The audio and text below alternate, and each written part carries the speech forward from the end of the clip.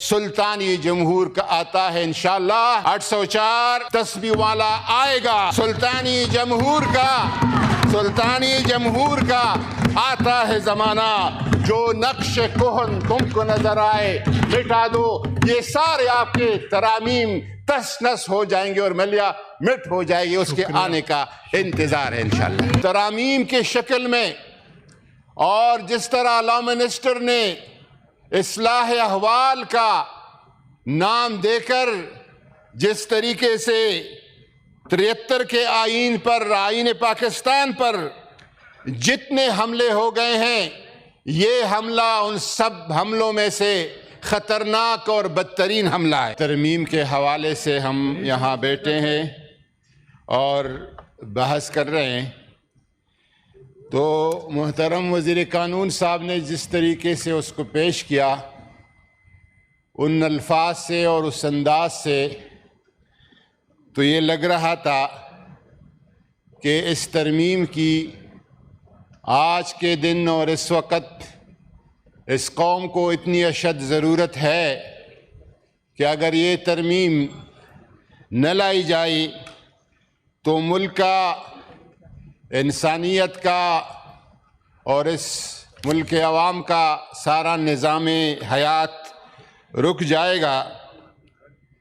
Chairman صاحب، 73 کے متفقہ آئین پر بے شمار حملے ہو گئے ہیں، اور یہاں پر فلور آف دی ہاؤس ان ترامیم کو دہرایا گیا جب 73 کے متفقہ آئین کو، اور جس آئین کو شہید ذوالفقار علی بھٹو اور اس وقت کی جوائنٹ اپوزیشن علامہ شاہ احمد نورانی صاحب، مفتی محمود صاحب، پروفیسر غفور احمد صاحب، خان عبدالولی خان صاحب اور محب وطن رہنماؤں کی ایک بڑی لمبی فہرست سے اللہ تعالیٰ ان کے درجات بلند فرمائے، جن کی کوششوں سے، کاوشوں سے 73 کا آئین معرض وجود میں آیا۔ اس کے بعد بے شمار حملے ہو گئے۔ چیئرمین صاحب، آپ پرائم منسٹر تھے، آپ کی نگرانی میں، آپ کی فیسیلیٹیشن سے یہاں پر دونوں ہاؤسز میں 12 مہینے کی انتک کوشش اور محنت کے بعد 18ویں ترمیم کا مسودہ پیش آیا، جس نے ان سارے لوگوں کو، ابھی اسحاق ڈار صاحب ادھر موجود تھے، رضا ربانی صاحب اس وقت یہاں موجود نہیں ہے، ان ساری لوگوں کے کوششوں کاوشوں کو میں خراج تحسین پیش کرتا ہوں۔ لیکن جو موجودہ ترامیم کے شکل میں اور جس طرح لا منسٹر نے اصلاح احوال کا نام دے کر جس طریقے سے 73 کے آئین پر، آئین پاکستان پر جتنے حملے ہو گئے ہیں، یہ حملہ ان سب حملوں میں سے خطرناک اور بدترین حملہ ہے۔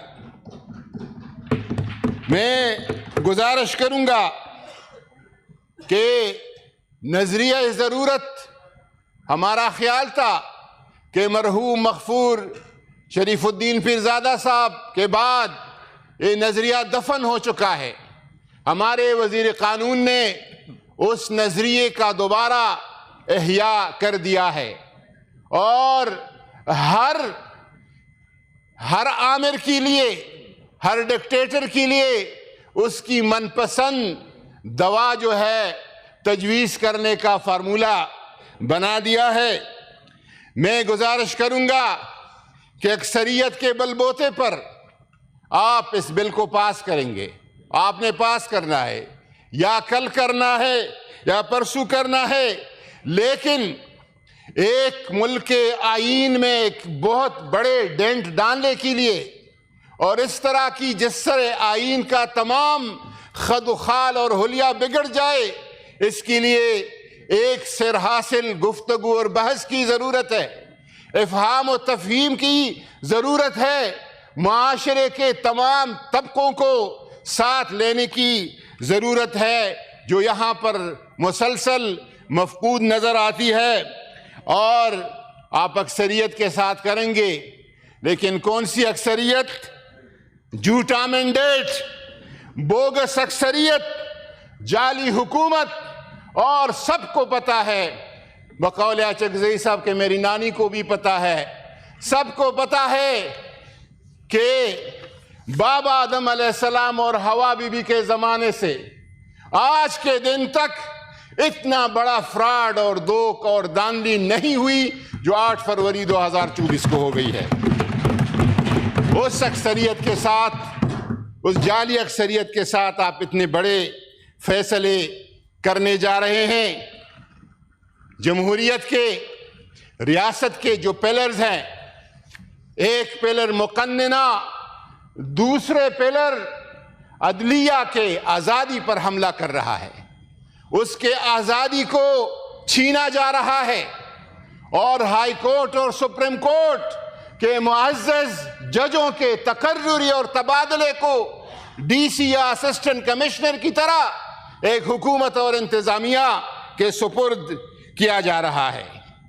میں چاہتا ہوں جو لوگ استثناء چاہتے ہیں، جو لوگ تاحیات رہنا چاہتے ہیں، تاحیات رہنے والوں کے لیے اللہ تعالیٰ کی ذات بھی جب انسان کو، حضرت انسان کو نعمتیں دیتا ہے، بصارت کی، نظر کی، سماعت کی، کانوں کی، پاؤں کی طاقت کی، ہاتھوں کی طاقت کی، وقت گزرنے کے ساتھ ساتھ وہ نعمتیں ایک ایک کر کے واپس لیتا ہے۔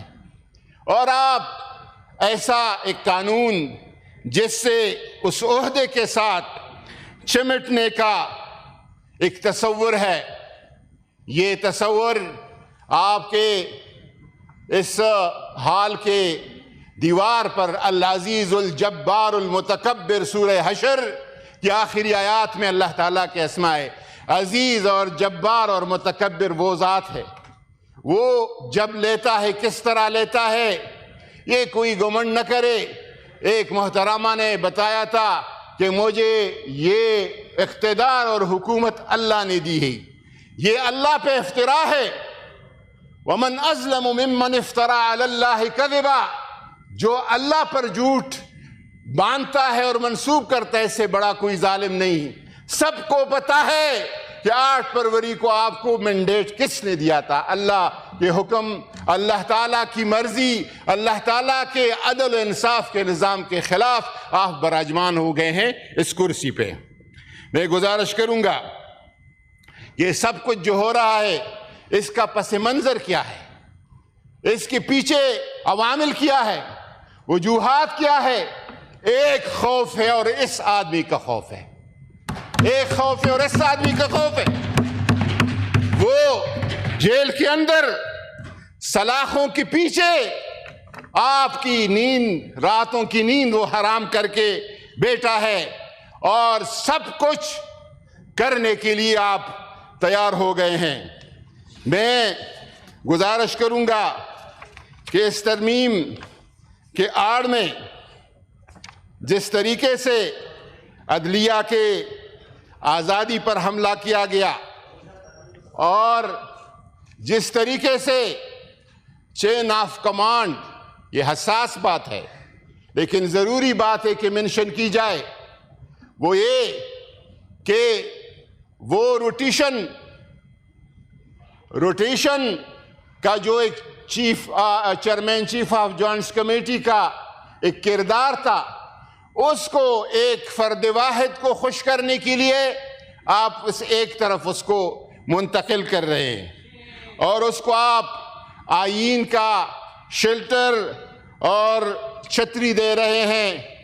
بالفاظ دیگر مسلح افواج کو جو روٹیشن پہ چیئرمین بننے کا استحقاق تھا، اس استحقاق کو سلب کر رہے ہیں۔ یہ احساس محرومی کو فروغ دے گا اور اس ملک میں نفرتوں کا مزید فروغ دے گا، جو کہ کسی بھی طور ملک کے لیے ایک احسن اقدام نہیں ہے۔ شکریہ۔ یہاں پر ہمارے محترم جن کی تقریر کو میں بہت غور سے سنتا ہوں، پرویز رشید صاحب سلجھی ہوئی الفاظ کے ساتھ سلجھی ہوئی گفتگو کرتے ہیں. انہوں نے کہا کہ آپ بات شروع کرتے ہیں تو ایک شخص کی رہائی پہ اور گرفتاری پہ کرتے ہیں. ہاں ہم کرتے ہیں اور کرتے رہیں گے. پاکستان کی عزت اور رسوائی اس شخص کی رہائی اور گرفتاری کے ساتھ ہے. آپ نے صرف ایک بندے کو گرفتار نہیں کیا ہے، آج اس ترمیم کے ساتھ آئین پاکستان کو گرفتار کر رہے ہیں، آزاد عدلیہ کو آپ گرفتار کر رہے ہیں.